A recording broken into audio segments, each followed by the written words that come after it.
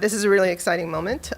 This is a very unique, obviously a very unique year, given that this is our first budget as a reconstituted council with a new administration. So this is a very, in my opinion, special budget indeed. I'm proud to say that this $5.8 billion operating budget that I have shepherded along with my colleagues and is here before you today turns our talk into action by providing strategic investments that will assist community members, enhance our quality of life, and meet the complex needs of our dynamic county. For me, this is a proud moment, for this budget brings together many of my priorities in my work on education, economic development, and workforce development with a focus on equity, fiscal prudence, and sustainability. This budget says that we are a people-friendly and a business-friendly government, and that we care about our employees. This year, we listened carefully to concerns from community members, and their views have informed our budget decisions. The council heard from more than 150 residents who testified in English, Spanish, and French at 5 public hearings. We received phone calls, read hundreds of emails and correspondence, monitored social media for feedback, and met individually and as a team with residents and community leaders because we care and we wanted this budget to reflect our community's input. I want to thank all my council colleagues for their dedication and hard work throughout this budget process. Compromise is never easy, but we did it. We came together around core priorities established in my proposals, such as providing $2.9 billion to fund the Board of Education's request and Montgomery College. We earmarked $7 million in new funding for one of my top priorities that is shared by many of my colleagues, the expansion of early care and education options for approximately 600 children, protecting our safety net services by providing essential funding for our nonprofit service providers, including $1.85 million for the developmentally disabled supplement, and providing additional funds to support small and mid-sized arts and humanities organizations. We provided $1 million in additional resources to expand the Kids Ride Free program and funded salary increases for our outstanding public safety and county government employees in a manner that is fair and sustainable. As chair of the Government Operations and Fiscal Policy Committee, I am pleased to say that the 2020 budget holds the line on taxes and increases our reserves to the targeted 10% as mandated in our fiscal plan. That's awesome. The council also provided $128.3 million in additional resources for other post-employment benefits, OPEB. The county has been fortunate to retain its AAA bond rating since 1973, which is longer than any other county in the United States. And we believe these actions will help retain this critical rating. This council also is committed to working with the county executive on his plans to right-size the government.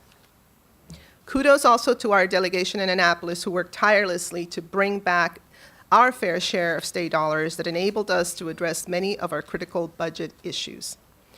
Thanks to their industry, I was able to work with the leadership of Montgomery County Public Schools, the county executive, and my colleagues to develop a successful plan to fully fund MCPS.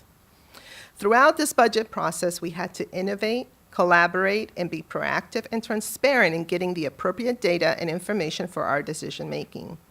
I want to thank our staff for working with me on reforming the budget reconciliation process. We were able to conclude that work in record time this year. We will continue that reform process with the community grants, and I look forward to doing that, working collaboratively and above all, respectfully with my colleagues. There are several critical players in this budget process. First and foremost, I want to thank my team. I want to express my gratitude to Roland Ikeloa, Berta Cersosimo, Mayra Cruz Solis, Benjamin Price, and Craig Wilson for their outstanding work. The Council President's Office works many weekend, early morning, and late night hours that often go unnoticed. While the work we do is extremely rewarding, it requires a high level of commitment and dedication. I see the effort that each of my team members have put forth into their jobs each and every day, and I value and respect each of you and your contributions. I also want to express my appreciation to our council staff for they are essential in our decision-making process and deeply committed to serving the public. I want to thank the Council Central staff led by Executive Director Marlene Michelson, Deputy Director Glenn Orland, and all the staffers, as well as the Director of the Office of Legislative Oversight, Chris Seelar, and his team. I am grateful for the work of the Public Information Office as well, that is led by Sonia Healy and her awesome team. In this 21st century age of the internet, communication is key. Recognizing that, we ensured that this budget included additional dollars for our communications team to help meet those amazing and ever-changing needs and outreach in communication. I want to recognize the Clerk of the Council, Ms. Megan Lamarzi, for working closely with my office to strategically plan the work of the Council and for keeping us on task throughout this budget process.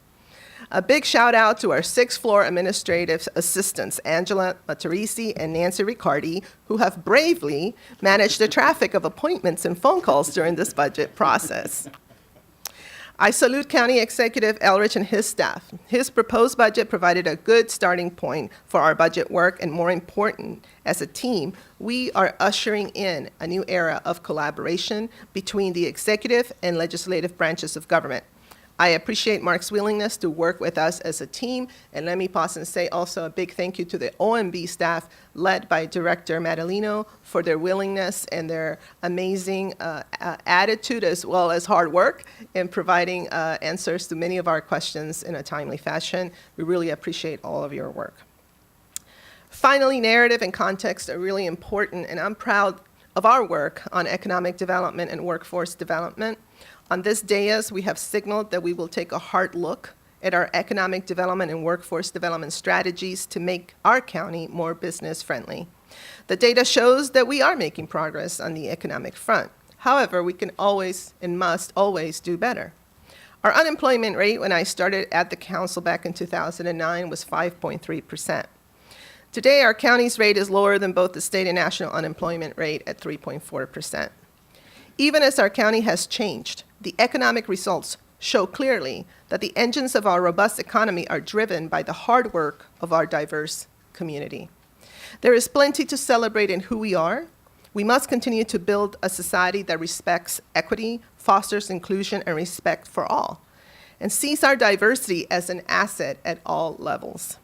At the end of the day, a budget is not just about dollars and cents. A budget reflects the values of a community. I'm proud to say that the fiscal year 20 budget lights the flame for a bright fiscal future that will benefit Montgomery County and its residents in a manner that is fair and equitable for all. Thank you to my colleagues again for all their hard work and for getting us to this point.